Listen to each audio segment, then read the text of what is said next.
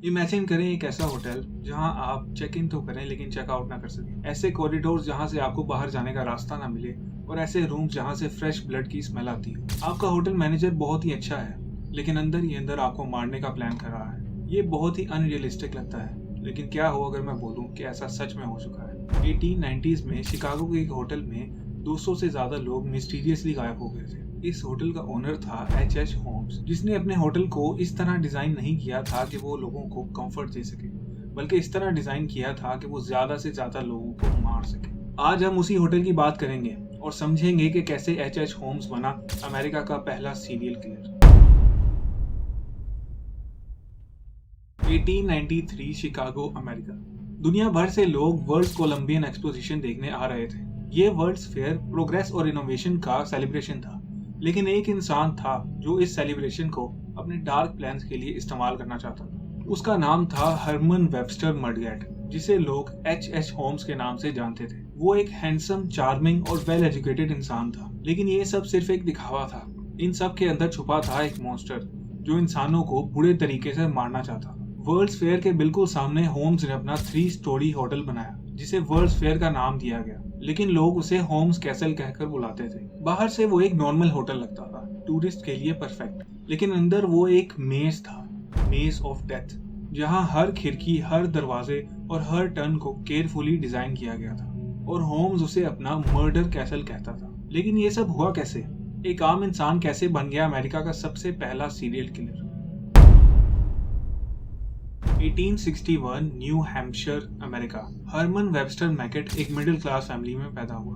बचपन से ही उसकी आदतें काफी अजीब थी। वो अपने क्लासमेट्स को बुली किया करता था और जानवरों को भी टॉर्चर किया करता था। 10 साल की एज में एक लोकल डॉक्टर के क्लिनिक में जब उसने डेड बॉडीज को देखा तो वो उनसे डरा नहीं, बल्कि इस बात में इंटरेस्ट लेने लगा कि अब उनके साथ क्या होगा। मेडिकल कॉलेज में भी वो काफी अजीबोगरीब एक्सपेरिमेंट्स किया करता था, अपनी स्टडी के लिए नहीं बल्कि अपनी क्यूरियोसिटी के लिए।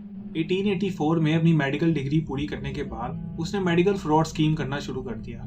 उसका प्लान सिंपल था, वो अपनी आइडेंटिटी को चेंज करता, उसके बाद एक इंश्योरेंस पॉलिसी लेता और फिर अपनी फेक डेथ को स्टेज करता। लेकिन आहिस्ता आहिस्ता वो फेक डेथ से एक रियल मर्डर में कन्वर्ट हो गया। उसका पहला कंफर्म मर्डर 1891 में था, जब उसने अपनी बिजनेस पार्टनर जूलिया कॉनर और उसकी बेटी को मार दिया। जूलिया होम्स पर ट्रस्ट करती थी और उसने उसके बिजनेस में इन्वेस्ट भी कर दिया। लेकिन एक दिन जूलिया और उसकी बेटी गायब हो गए। नेबर्स ने पुलिस को इन्फॉर्म किया और पुलिस ने जब होम्स से इन्वेस्टिगेट किया तो उसने पुलिस को बातों में लगा दिया और उन्हें बोला कि वो दोनों अपने रिश्तेदारों से मिलने गई हैं। यहाँ होम्स को पता चला कि वो अपनी बातों से लोगों को आसानी से बेवकूफ बना सकता है, और इसी से उसे कॉन्फिडेंस मिला अपना बड़ा प्रोजेक्ट शुरू करने के लिए। और उस प्रोजेक्ट के लिए उसने एक स्पेशल बिल्डिंग तैयार की, जिसे उसने कुछ इस तरीके से बनाया था।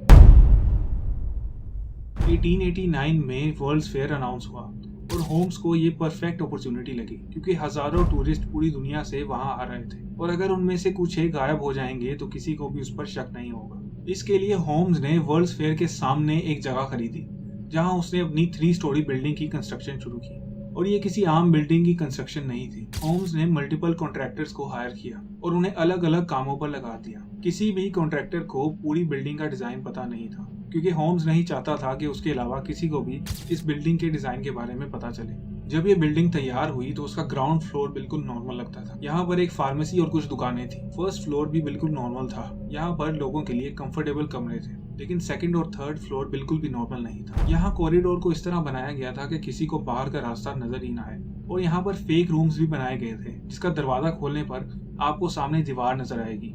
इसके अलावा हर रूम की दीवार के साथ एक सीक्रेट पैसेज था और हर कमरे के अंदर एक गैस पाइप को बिछाया गया था। इसके साथ साथ बेसमेंट में काफी ज्यादा एसिड्स और एक फर्नेस थी, जहां इंसानों की बॉडीज को डिसॉल्व किया जाता था। इसके साथ साथ बेसमेंट में एक टेबल भी था, जहां पर होम्स लोगों के डिफरेंट बॉडी पार्ट्स को काटा करता था, और जिस गैस पाइप को होम्स ने लोगों के कमरे में लगाया था वो उन्हें बेहोश करने के लिए काम आता था, जिसका कंट्रोल उसके रूम में था।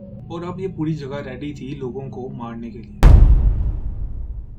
अब बात करते हैं कि होम्स लोगों को मारा कैसे करता था। होम्स का मेथड बिल्कुल सिस्टमैटिक था। उसके टारगेट होते थे वेल्दी टूरिस्ट, यंग वुमेन और ऐसे लोग जिनके गायब होने पर किसी को फर्क ना पड़े। जैसे ही गेस्ट चेक इन करते थे, होम्स उनको स्पेशल ट्रीटमेंट देता था और उनकी हर चीज को नोट करता था। वो कब बाहर जाते हैं, कब अंदर आते हैं, क्या खाते हैं, किससे मिलते हैं और कब सोते हैं। और जिन लोगों को टारगेट बनाना होता था, होम्स उन्हें सेकंड और थर्ड फ्लोर में भेजा करता था और जब रात में लोग गहरी नींद में होते थे, होम्स गैस को ऑन कर देता था। ये एक ऐसी गैस थी जिसकी कोई भी खुशबू नहीं थी और जो विजिबल नहीं थी और जो आहिस्ता आहिस्ता लोगों को अनकॉन्शियस कर देती थी। 30 मिनट के बाद होम्स जाकर लोगों को चेक किया करता था। अगर तो वो बेहोश होते तो वो उन्हें जिंदा नीचे ले जाता और अगर वो कोई हरकत करते तो उन्हें वहीं मार देता। जैसा कि मैंने पहले बताया कि वो एक डॉक्टर था, तो उसे इंसानी बॉडी के बारे में हर चीज पता थी। वो नीचे ले जाकर पहले उनके ऑर्गन्स को निकालता और प्रिजर्व कर लेता, जिन्हें वो बाद में ब्लैक मार्केट में सेल करता। इसके साथ साथ वो उनके स्केलेटन्स को मेडिकल कॉलेज में सप्लाई कर देता और बचे हुए पार्ट्स को वो एसिड में डिसॉल्व कर देता और उन लोगों के सारे सामान को वो या तो बेच देता या तो ज़ाया कर देता और तमाम डॉक्यूमेंट्स को जला देता। वो हर एक चीज को बहुत अच्छे से करता था और किसी को भी उस पर शक नहीं होता था। 1891 से 1893 तक 2 साल तक ये काम चलता रहा। वो लोगों को वहां लाता, उनको मारता और उनके बॉडी पार्ट्स को सेल कर देता। लेकिन बाद में होम्स का ग्रीड और ओवर कॉन्फिडेंस ही उसके डाउनफॉल का रीजन बना। होम्स के डाउनफॉल की बात करने से पहले उसके कुछ विक्टिम्स की बात करते हैं। सबसे पहली विक्टिम का नाम है एमिलिन सेग्रांडे, जो कि एक 21 साल की लड़की थी। वो शिकागो एक सक्सेसफुल करियर बनाने के लिए आई थी।